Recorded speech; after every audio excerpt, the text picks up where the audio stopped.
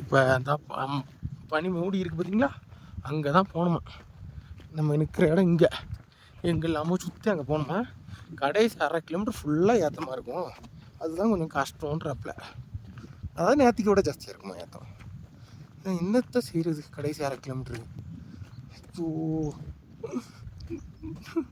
இப்போ நினச்சாலே கஷ்டமாக இருக்குது. பேக் இல்லாததுனால கொஞ்சம் ஈஸியாக இருக்கும்னு நினைக்கிறேன். பட் இருந்தாலுமே கொஞ்சம் கஷ்டம்தான்.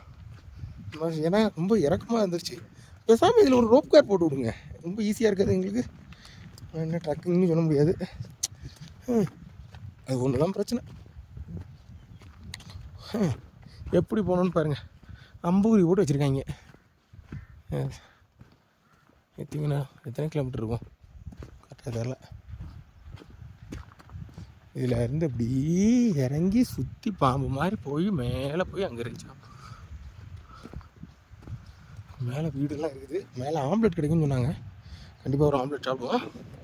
சாப்பிடுவோம் இல்லை இதில் மட்டும் சாப்பாடு விஷயத்தில் அங்கே யாரையும் கூட்டு சேர்க்கறது இல்லை.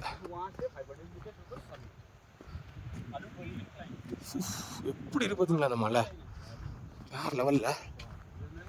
நம்ம ஊரில் வந்தால் ஃப்ளாட் போட்டு விற்றுருவாங்க. இங்கேயும் விற்றுக்கிட்டு தான் இருப்பாங்க, வாங்குறதுக்கு பெருசாக ஆள் வரல போல, அதனால அப்படி இருக்குது.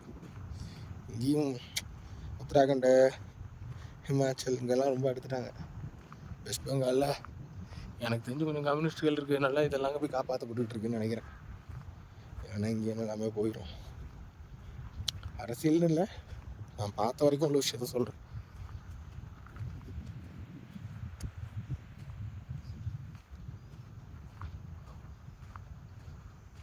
இப்போ எப்படி தான் போகணும்னு எனக்கே தெரில. இனி அதில் இருந்து மெல்ல ஏற்றம் ஸ்டார்ட் ஆகும்னு நினைக்கிறேன். அந்த போர்டில் ஏதோ எழுதி வச்சுருக்காங்க, என்ன எழுதியிருக்குன்னு தெரில. அங்கே ஒரு போர்டு இருக்குது, அந்த போர்டில் இருக்க படித்தா தான் டீட்டெயிலாக தெரியும். ஏன் அப்படி சொல்கிறேன்னா, நம்ம கூட வேறு யாரும் இல்லை. இப்போ கைடு இங்கேயோ கிடக்குறாரு, நான் எங்கேயோ இருக்கிறேன். நான் பாட்டுக்கு நடந்துகிட்டு இருந்தேன், ரொம்ப தூரம் வந்துட்டேன். கொஞ்சம் வெயிட் பண்ணி கைடுகிட்ட கேட்டு போகணும். அந்த தண்ணி வந்து ரொம்ப நல்ல தண்ணி, குடிக்கலாம். அதாவது ஆனால் நம்ம பிபியோ ரொம்ப ஃபன் பண்ணிட்டோம். பிபி வந்து நமக்கு பேக்கில் இருக்காப்புல.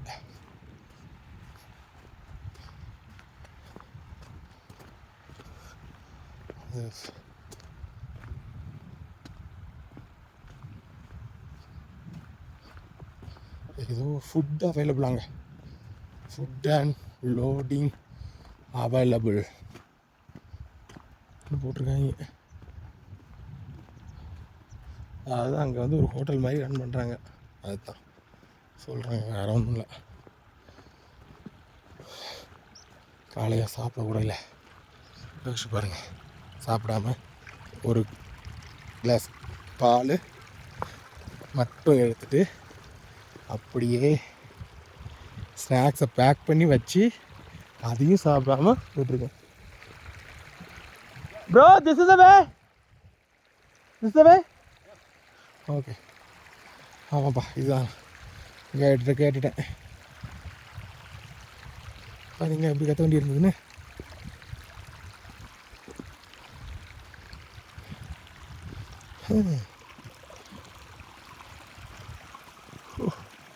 சன்லைட் வந்துருச்சுங்க.